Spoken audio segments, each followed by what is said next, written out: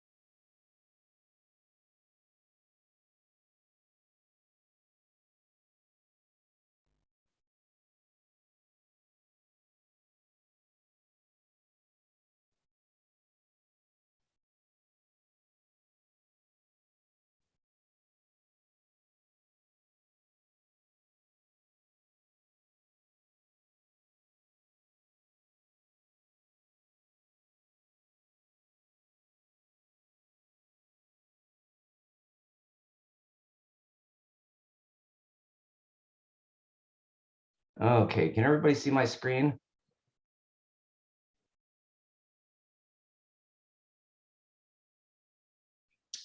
Nope. I do not, Jeff. Okay, let me get it again. Having all sorts of operational issues today, huh?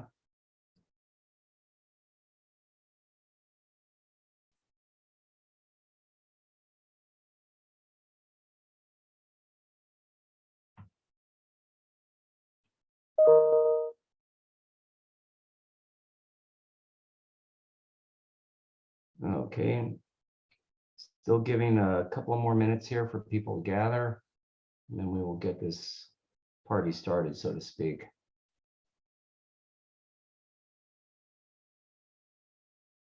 Okay, we lost Hoyt.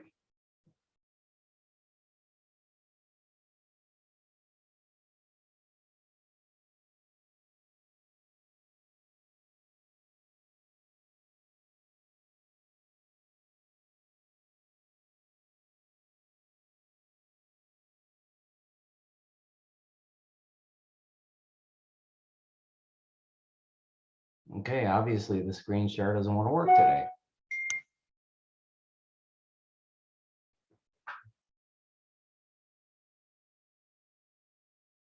All right, we'll give it one more minute and then we'll get it started. Hopefully we will get our third panelist in here.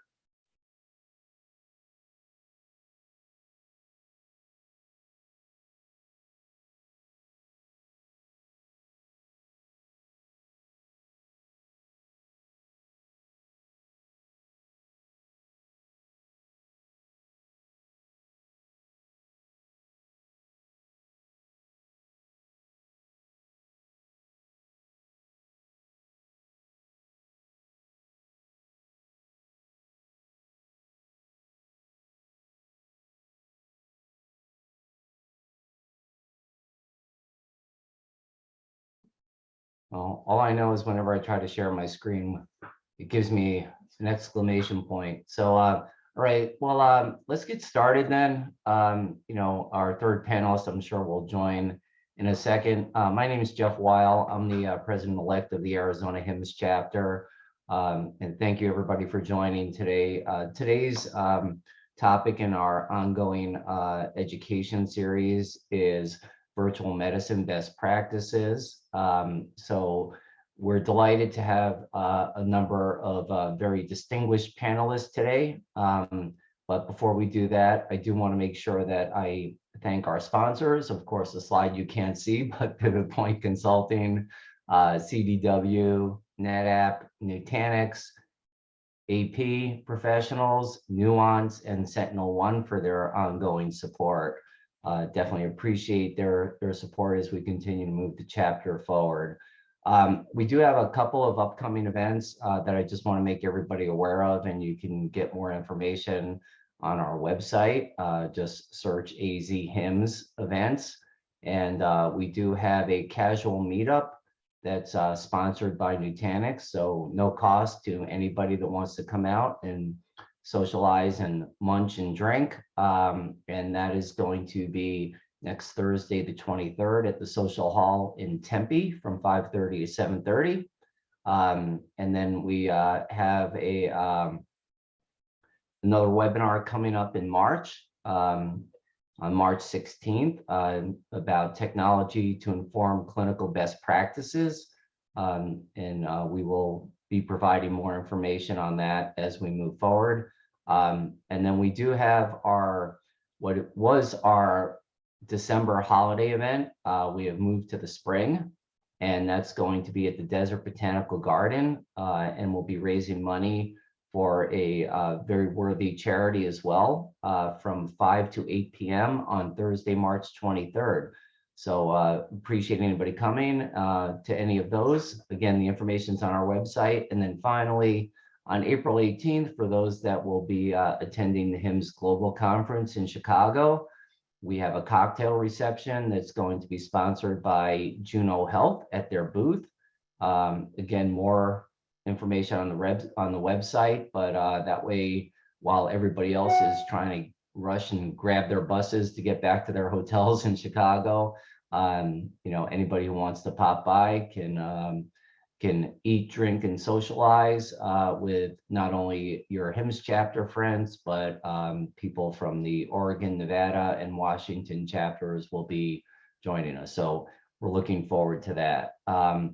As far as our panelists today, and again, hopefully Hoyt can find his way back in here. Again, my name is Jeff Weil. I'll be the moderator for today. And I am the president-elect of the HIMSS Arizona chapter. Dr. Brett Moran is the CMIO at Parkland Health in Dallas, Texas.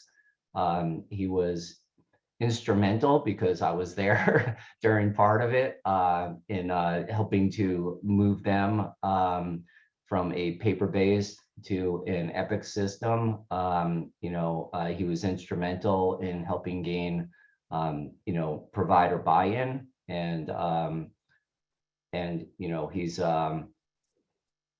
been very, very involved in working with the physicians and for translating informatics to patient value, and help them achieve the first ever Public Health Davies Award, awarded in a decade. He's dual certified in both internal medicine and clinical informatics, working a lot with quality and safety projects, and very closely with the IT group. And relevant to what we're talking about here, Dr. Moran has assumed leadership over the Parkland Virtual Care team, and started that during the pandemic, and is working with executive leadership on an enterprise strategy to take Parkland into the 21st century. Very happy to have Brent here, and thank you, Brett, for joining. And I really enjoy that background of the original Parkland Hospital behind him. Thanks, And Jeff. then Hoyt, if he joins again, Hoyt Skabelund is the CEO of Banner Payson Medical Center. Prior to that, he was with Banner as the CEO of their 3 Northern Colorado hospitals. And I think the one thing that we have is a sort of a difference, but hopefully some similarities in how Dr. Moran, in a large public hospital in an urban setting, is applying virtual medicine versus what Hoyt might be doing in more of a rural hospital setting. So be very interested to hear that. And last and certainly not least, Jenny Licata has over 20 years experience in healthcare IT. She's been in the virtual care delivery space for the past 8 years, and is the Vice President of Digital Health Strategy at VeeOne Health. She's worked in sales and marketing, account management, and implementation since 1999, and has had vast experience on the product side with McKesson, Pisces, Optum, and Amwell. So I think what Jenny can bring to this conversation is sort of a very broad perspective of what customers are looking at, what they're interested in, what's working for them and what isn't. So with that, why don't we get started? So I think Dr. Moran, starting with you, how did you get to where you are now, starting from the paradigm shift during the pandemic to virtual medicine, adoption, et cetera. And, let's start with that as far as your current state and where you are right now. Sure. Yeah, so we were caught with our pants down when the pandemic started, and we had not deployed virtual care across the healthcare system very well at all. In fact, we hadn't deployed video visits other than some use cases with correctional health. And so when the pandemic hit, we literally went in 1 week, we went down 11,000 in-person visits per week, just with our first COVID case. And about the exact same time, we had to ramp up video visits, which we hadn't stood up. And so we pivoted to telephone visits initially, and then we slowly rolled out video. And that was about 9,000 per week. And so we almost by midway through the pandemic, we were cost neutral or visit neutral as far as the patients being seen, which was kind of an interesting thing.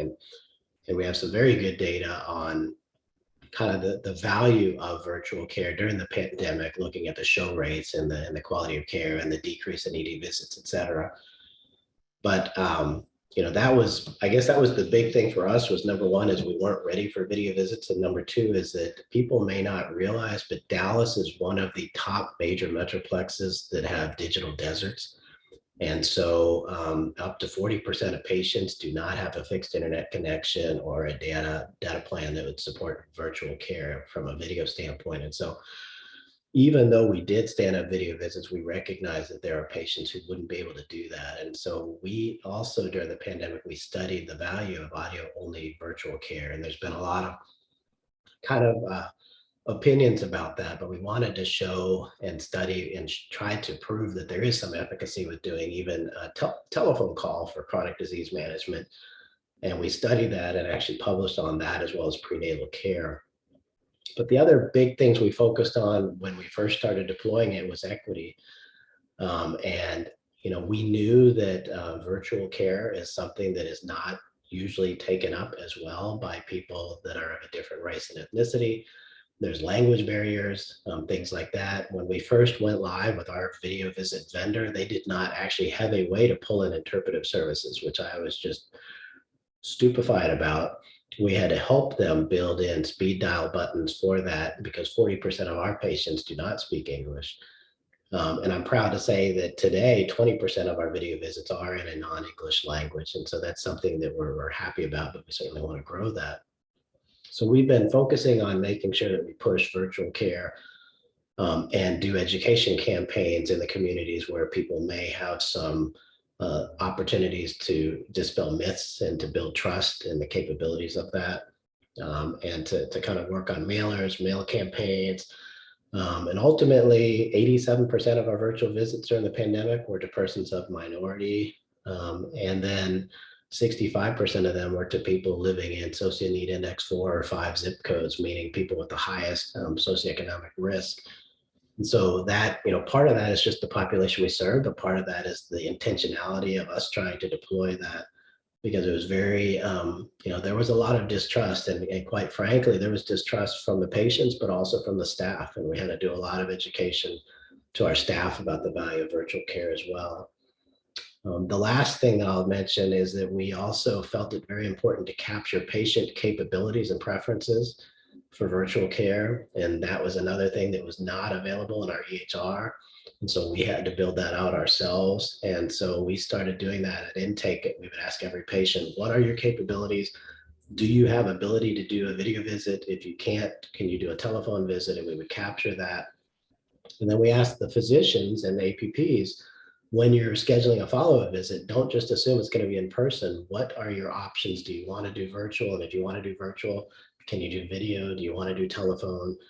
So we're trying to, in the 21st century, it's silly to just assume every visit is going to be in person. And the EHRs really need to bake that into the assumption of what kind of visit you want. Don't just assume it's going to be all in person. And those are some conversations we've been having with our EHR vendor, which has been kind of eye-opening that we're still having to have that conversation.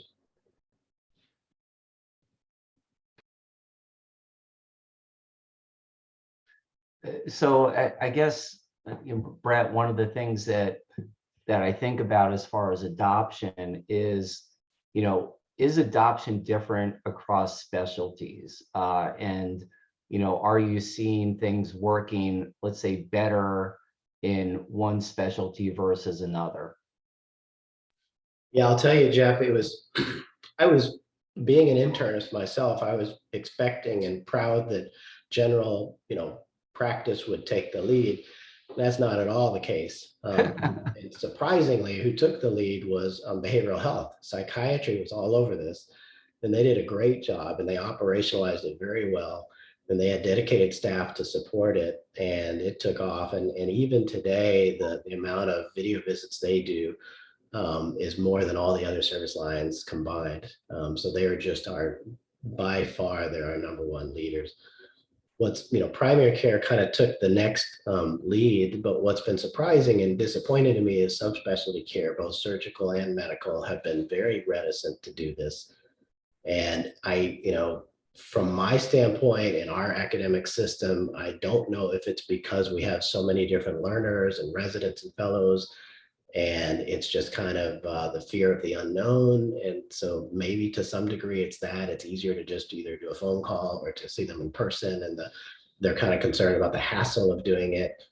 But generally, once they do it, they realize it's not difficult. But I think there's a lot of that, a lot of turnover, a lot of people rotating in and out. And so we've had a hard time getting great uptake with our subspecialists, and that's something we're trying to focus on this year, and we're kind of pushing for that. Okay, great. And then Hoyt, welcome back. Although it looks like you're on your phone now. I guess the question to Brett is the same to you as far as what you're doing at Banner Payson is, what's your current state as far as your use and application of virtual medicine technologies? Thank you for having me. Yeah, I get to experience some of those virtual challenges. My laptop just died, and it's not a battery issue, so I'm so sorry. And I'm wearing the headphone because the sound's much better than my phone. We've used telehealth in our hospitals for several decades, but most hospitals, I don't know of any hospital that doesn't use teleradiology for after hours imaging reading by radiologists, and so that's pretty standard. And used by neurologists to treat active stroke patients or very recent stroke patients. We call it telestroke in the emergency department. We've had for many years, and similarly to the point made earlier about psychiatry, we've had crisis intervention telepsych through psychiatrists in our emergency departments for years. And then in more recent years, when I say that, in the last decade, maybe it's even longer than that, I'm getting old, we implemented tele-EICU or electronic ICU, which is really bringing in an intensivist in these rural hospital settings, and even in our metropolitan ICUs, intensive care units, to bring in a intensivist and also our critical care nurses who are monitoring the various life support systems, to bring in a second set of eyes, a third set of eyes, and an expert with a camera at the bedside. Patient can see the intensivist can see whether the pupils in the eyes are dilated, etc. So those are 4 standards. And then during the pandemic, we stood up here in Payson, at Banner Payson Medical Center, we stood up 3 new services. And one was, again, an expanded use of psychiatry. And that was an ambulatory and an outpatient setting, which is more of a scheduled patient who comes and visits with the psychiatrist on camera. And that's been a great service, which otherwise 90 minutes from a metropolitan location, many of these behavioral patients are not willing to drive 90 minutes. They're already hesitant to come in person. And so it actually makes them feel more private. And so that's been a real boon. And then two others is telenephrology, the kidney specialists, and having those nephrologists available 24/7 to consult with our ER physicians and our hospitalists has been really helpful. And we have examples where we have saved lives that otherwise, with the time of transfer traditionally without a nephrologist available, would have been tragic. So we're grateful for that. And finally, telesleep, the ability to have sleep specialists visit with a sleep patient prior to the scheduled sleep study, and then after the study. It's a whole new level of sleep specialty services that we've stood up during the pandemic. And then the final thing I'd share is with our colleague Jenny with VeeOne in partnership with VeeOne, Banner-Pace Medical Center helped fund the equipment to allow our volunteer staffed patient Christian clinic. It's a clinic to see patients that are uninsured, underserved, and the volunteers are physicians on our medical staff, physicians and providers in the community, and even from Phoenix, who with VeeOne's assistance with telehealth, we're able to allow people can donate more of their time with more convenience. And so that's really been another great thing launched during the pandemic. So. Okay, great. Well, thank you. And then, Jenny, from your perspective, being a solution provider, what state do you find organizations in for the most part, right? What is most prevalent as far as the current state of virtual care, sort of across the country, across your client base, et cetera? Absolutely. And thank you both so much, Hoyt and Dr. Moran. You really hit all the key topics I had written down. And just to start with Dr. Moran, just to emphasize everything he said is education, marketing. So many people were in the same position. I mean, I was on the phone during COVID and they're like, we do about 2% right now, and we're doing about 200,000 visits per month, and my 15-minute appointments have turned into 45 minutes. All of my MAs have quit. My doctors are now supporting patients, and it's just a nightmare. I just need something easy. I don't want an app download. Just send me a link. How can I get electronic signature in? The language barriers. I'm from the Northeast, and a lot of these folks were calling saying, only 50% of our patient population speak English, and the rest look on our website, 40 different types of languages. How do I deal with that? The bandwidth issue, believe it or not, even within cities, not even rural, but within specific cities, folks don't have computers at home. They don't have broadband at home. They take the bus to work. They take the train to work. So all of these options really made me aware of, wow, I have my pitch down, right?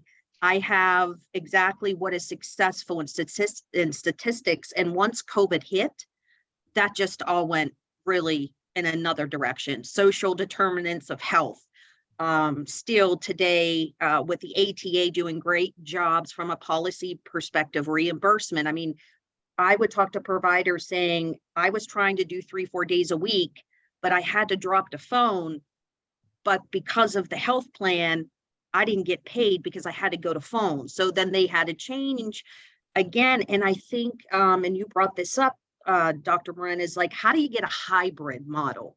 How do you, and it is no matter what technology you have, it is the workflows. And I think, from conversations as people just struggled with how do I get in person and video together.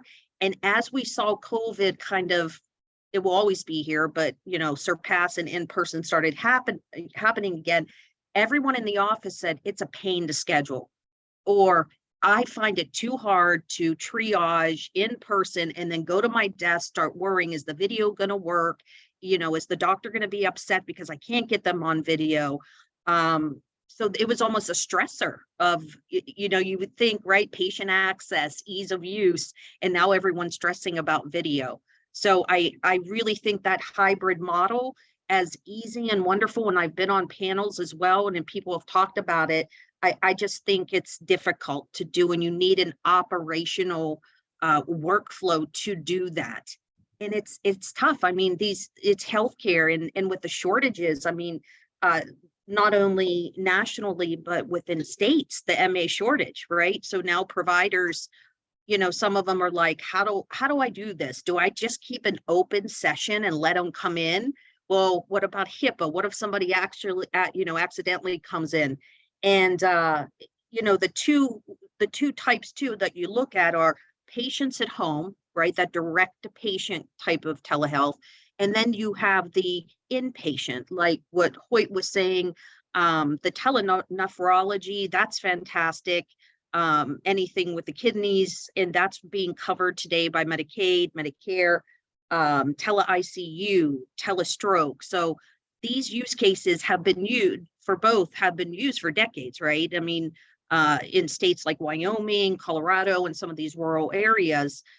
So it, again, has been successful because of people in operations and leadership as well, you know, and having that provider champion. But I just found everything that both of you said just so aligned with exactly what has happened.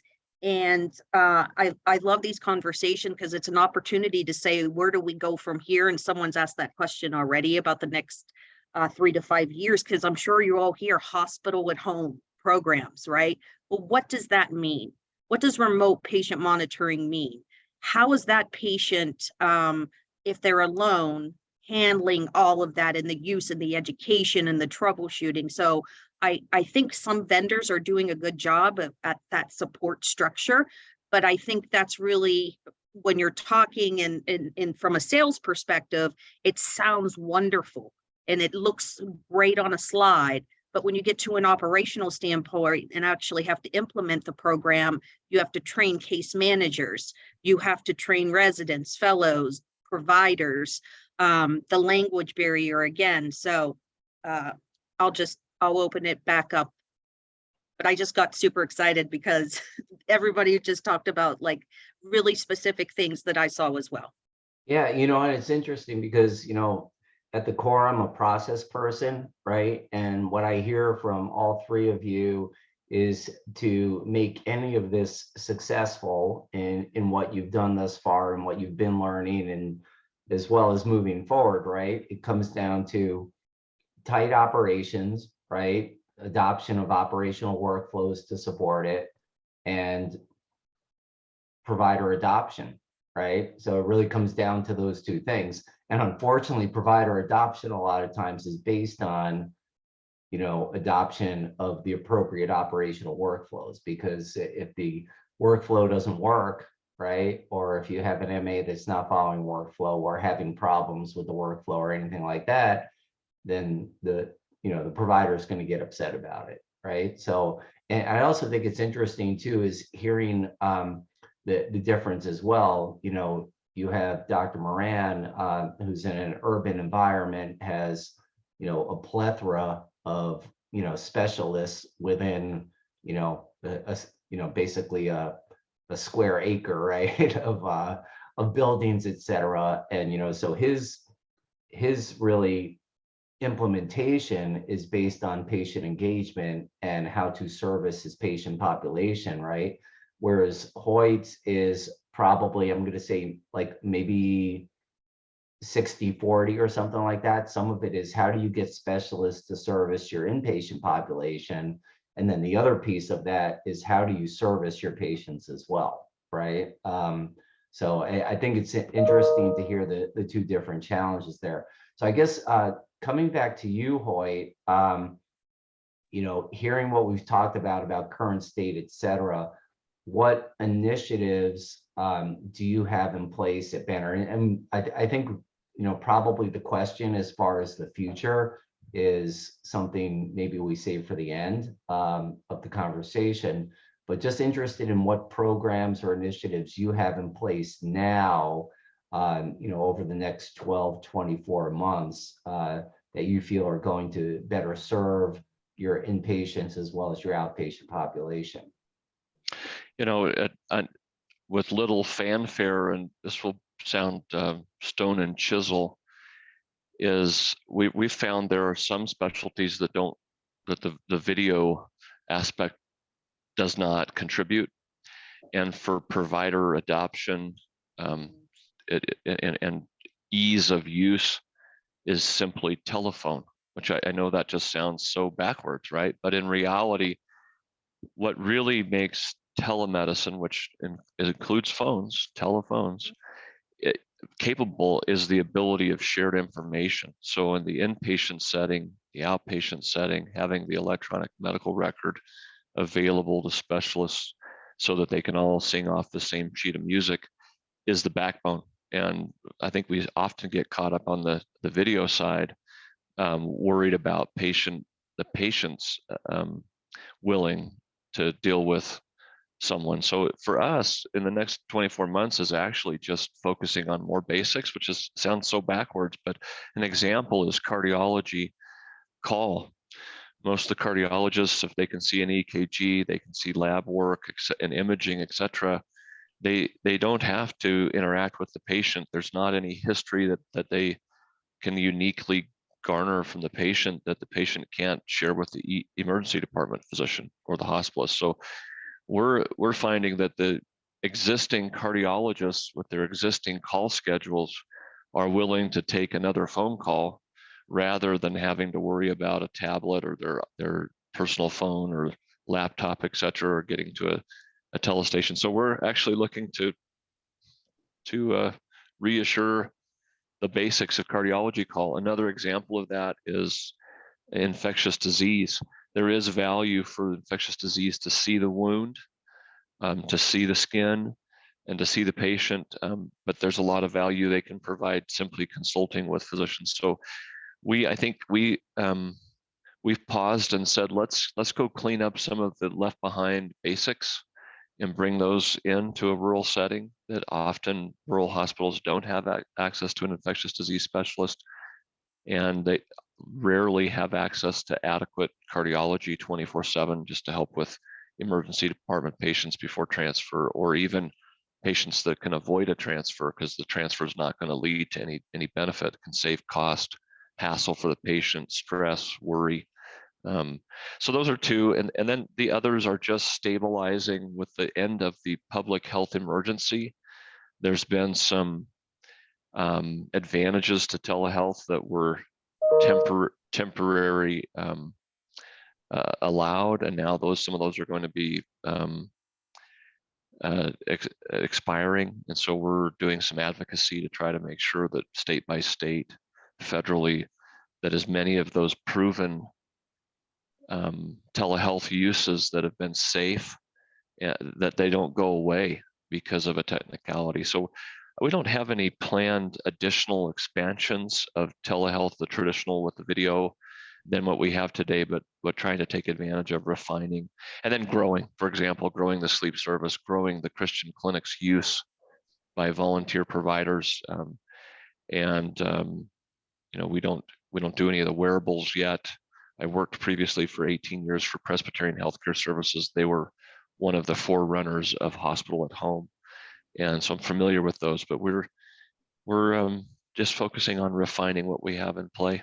It's hard because there's such a shortage of providers and specialty groups, and so with each of those services I mentioned that we use, we pay a subsidy to each of those groups. Either Banner staffs it internally at our own cost, like tele-ICU, or we contract with groups like the telenephrology. So finding willing groups that have the capacity to add another facet or another hospital to their bandwidth is particularly challenging after the pandemic. So it makes it a little harder for us to have anything in the docket for the next 12 months. Yeah, interesting. So I guess, Brett, sort of same question to you as far as, what you have slated sort of in motion. And then maybe you can also roll into the question that was asked in the Q&A about sort of mobile health, contributing to that, so things like the mammo van, for instance, right? Which I was very near and dear to my heart for a couple of years there. But so maybe you could. Yeah, so I guess I'll say first is, Hoyt brings up a really good point about, the telephone. And it was kind of funny because we were in our zealousness to push for virtual care, we created a couple financial incentives for video visits. And we created one for our pre-anesthesia evaluation clinic. And it ended up being kind of the silliest thing because they really don't need to see them on video, and it's a bundled payment, so there's no financial incentive. And it ended up being kind of just a perverse incentive, and they failed spectacularly. And so it is important to kind of align your initiatives with the right, the right fit, the right tool for the right scenario. And there are many scenarios like Hoyt mentions with cardiology or pre-anesthesia evaluation where a phone call is perfect, it's succinct, and the payment models support that. And in our state, they're now supporting behavioral health by phone, which is great. And so we're going to utilize that as much as we can. Some things that we're kind of doing in flight. One of the things we're trying to do since virtual care came under me is to, as I said, we have issues on both sides with the provider engagement and the patient engagement. And the worst thing you ever want to have happen is for a patient to have a bad experience with a video visit, because then they write it off and they will never do it again. And so we are trying to do customer recovery with that. And the question was, how can we do that best? And what we've done is we have some telemedicine support specialists on my team. And what they're doing is they have a report to capture failed video visits, and they're calling the patients up and they're doing a practice video visit with them to try to work out the bugs and get them to kind of get a better experience and get more comfortable with it. And so whatever their issue was, they're helping them work through it so they have a better taste in their mouth. So that's one of the things we're doing is the practice video visit. We have also expanded video visits to the non-direct provider care areas. And so nutrition is now live, pharmacy, social work, and therapy services. So physical therapy, occupational therapy, speech therapy, and those things, there's good payment models for those as well. And so we have done that. And so we're trying to make it available for patients anywhere, anytime, and whichever situation suits them best. To the question that you mentioned, I think Jenny, with patients who live in digital deserts, we're doing a couple things. One is that we're trying to work with our community partners to put community access points out in the community in the areas that have the biggest digital deserts. And so there are several vendors out there that have kind of pods that look like a phone booth essentially, and you can kind of have a telemedicine thing. And so we are partnering with, we have, I think, 6 or 8 community access points out there right now. Some of them are very simple, low tech, a Chromebook and a headset. Some of them are very fancy pods that look really shiny and they have some logo branding. And we're also partnering with our public library, and we're going to start putting them in the public library so patients can go to their public library and they can have a virtual visit with their, and it doesn't even have to be Parkland, it could be any health system they want, but we're going to sponsor them because we know that our patients need it. So we're doing that. Now they're not greatly utilized. And so that brings up the question, what is the health economics of such things? And that's a question that we're starting to partner with some of our health economists about, because if you have someone, if you're only using them a few times a month, is that cost effective for a health system? And we're still trying to figure that out. We have done with our homes, we have a very large homeless outreach program. And just this month, we're partnering with them to give them backpacks, telemedicine backpacks, and they're going to go out to where the patients are, and they will then have and it's the nurses or the med techs that go out there, and then they will virtual remote in to a centralized homes physician who will then help manage the care of the patients from the different homeless sites or bridges or wherever the big kind of aggregations of these individuals are.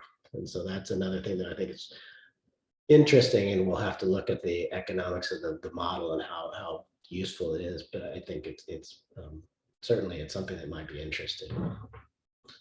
We're Yeah. also, yeah, go ahead. Sorry.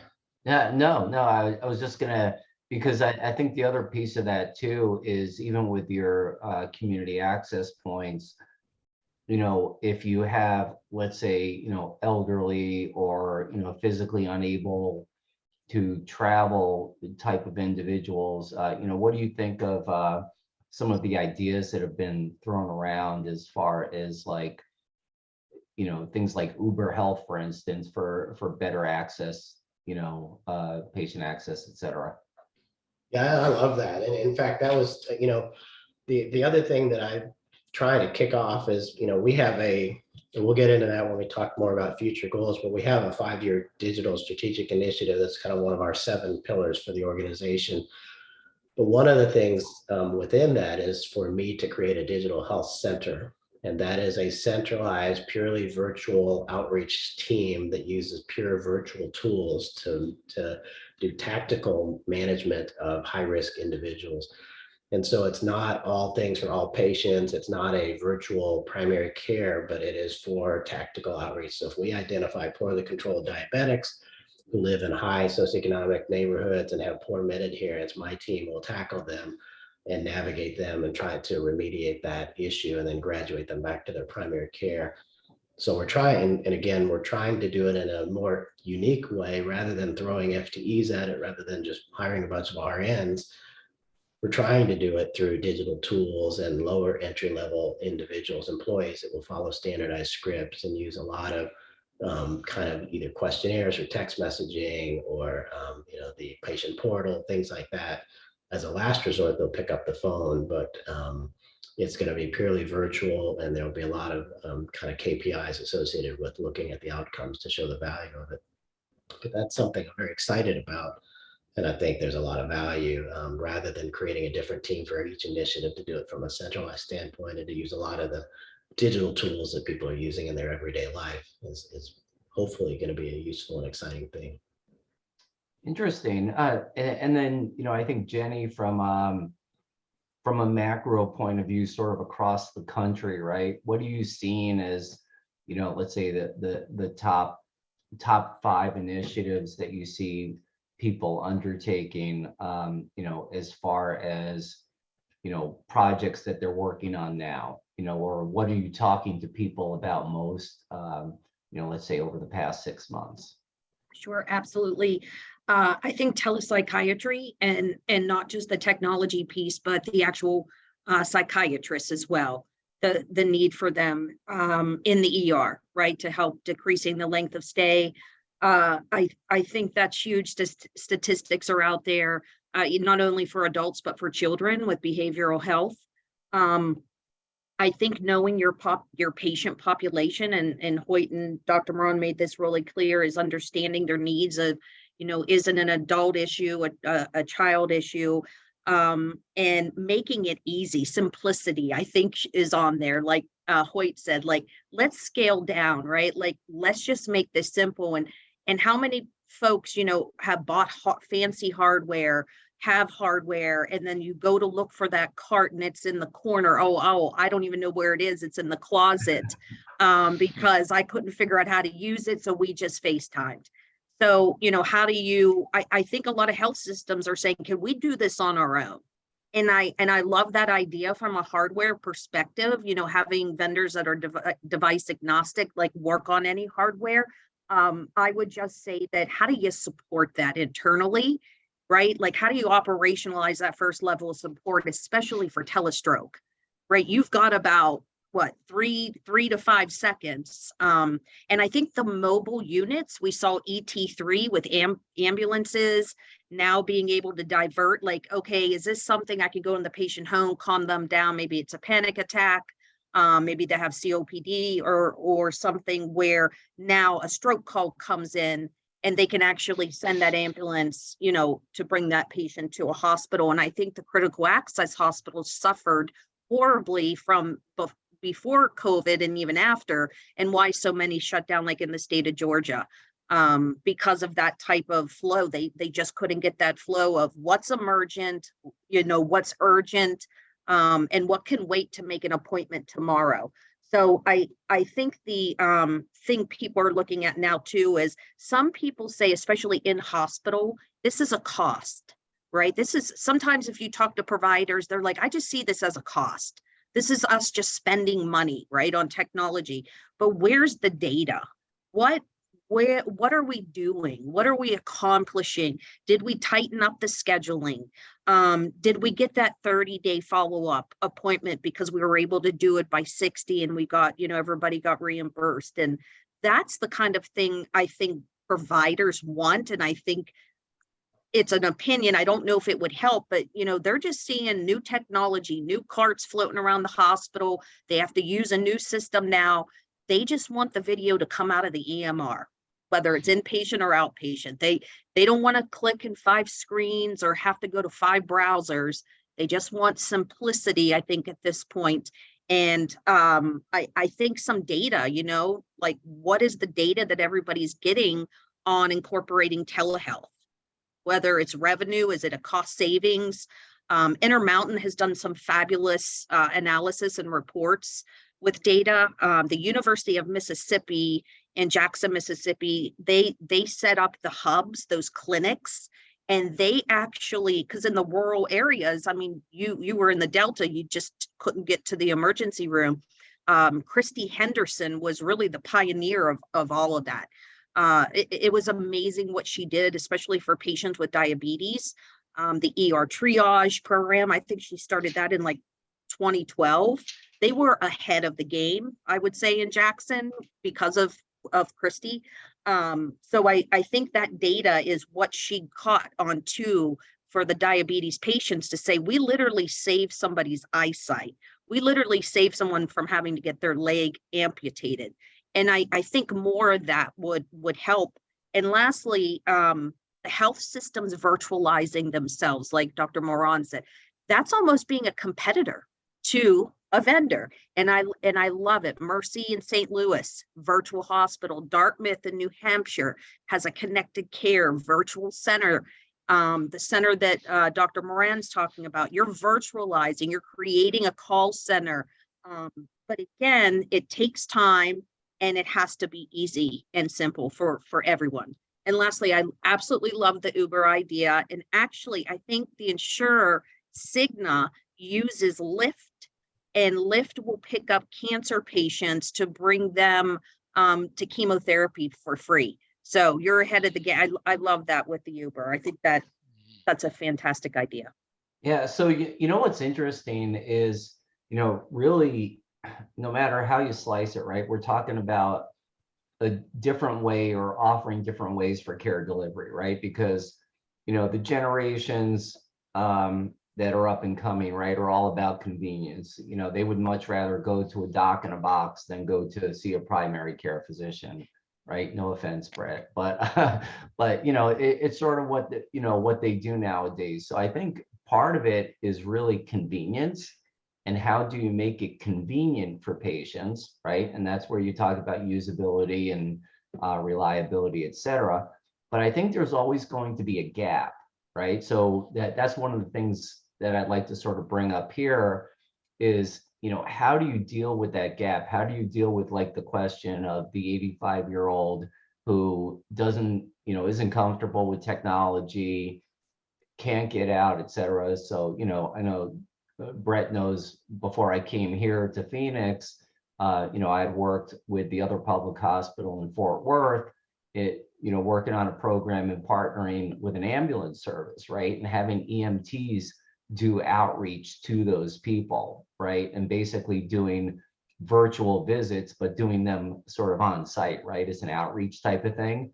So I guess my question, and I'll start with you, Hoyt, is how do you have plans in place to deal with that gap, right? Because no matter what we adopt from a virtual medicine perspective, there's always going to be a bit of a gap somewhere, right?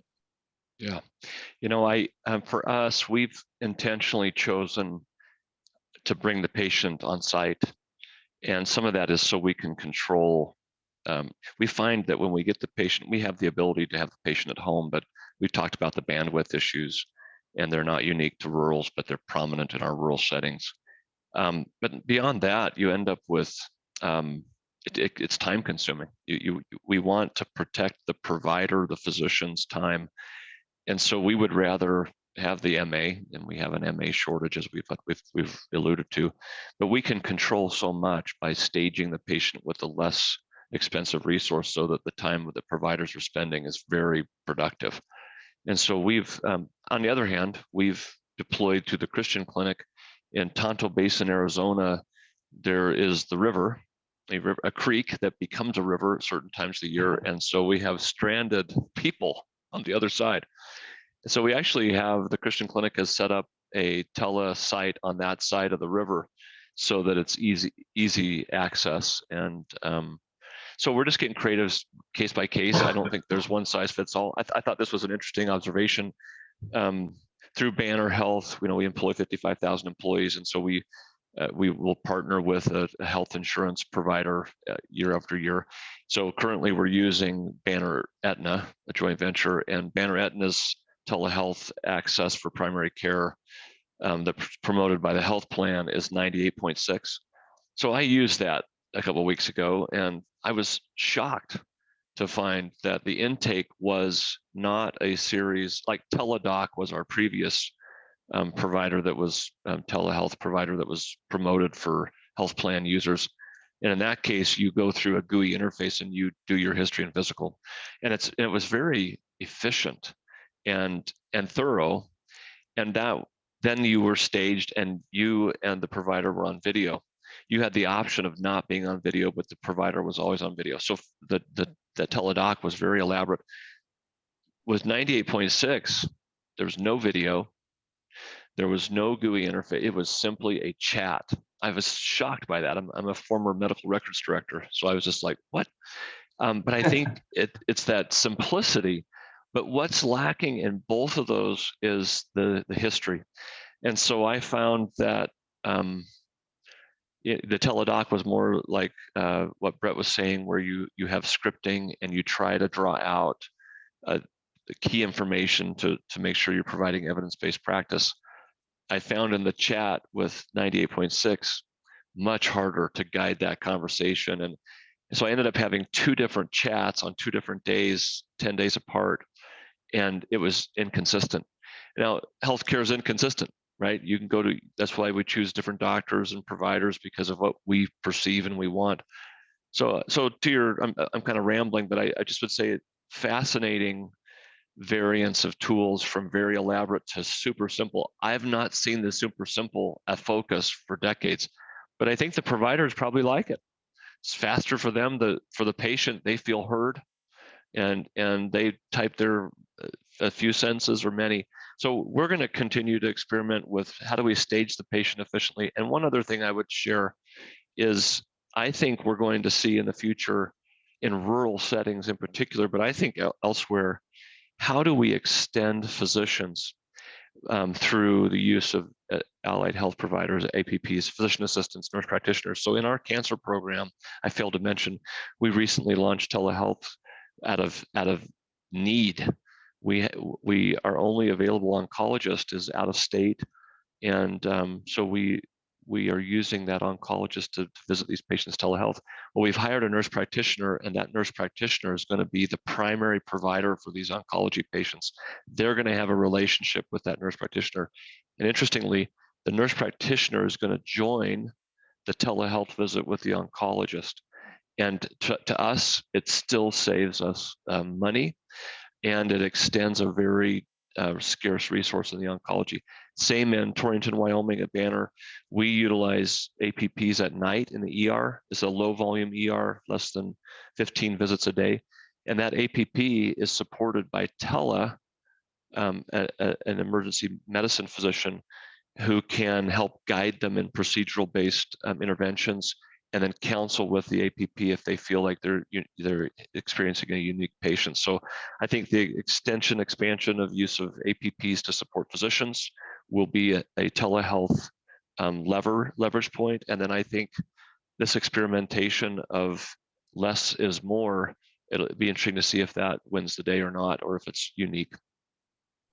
Interesting. So, and thank you, Hoyt. So we sort of transition nicely into the next 3 to 5 years, right? So from Hoyt, from what you're seeing, a lot of it is how to extend physicians, right? Because we all know there's shortages in primary care and certain specialties, right? So Jenny, from your standpoint, where, and I'll give you 2 minutes for this one, okay, because we're coming to the top of the hour, but where do you see all of this going in the next couple of years from your standpoint?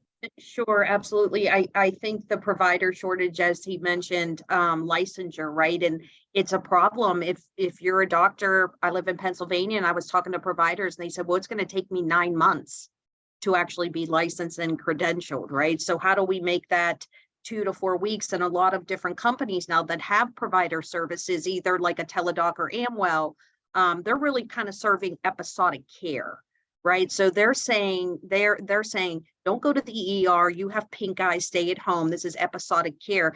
And how does that get back to the PCP though, right? So how does that, and what if it's not pink eye? What if it's, and they do, you're chatting now, you can text, you don't even have to see the doctor, you can text, they see it, they make a diagnosis, they send a form back and a prescription goes, right? So, but there could be a miss there.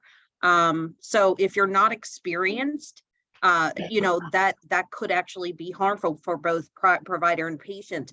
I think the education piece and the marketing and the education at home and bringing healthcare into the home, patient using their patient portals, whether it's a Healthy Life for Cerner, it's a Epic MyChart, using their portals, keeping updated, using their own consents, making it as easy as possible.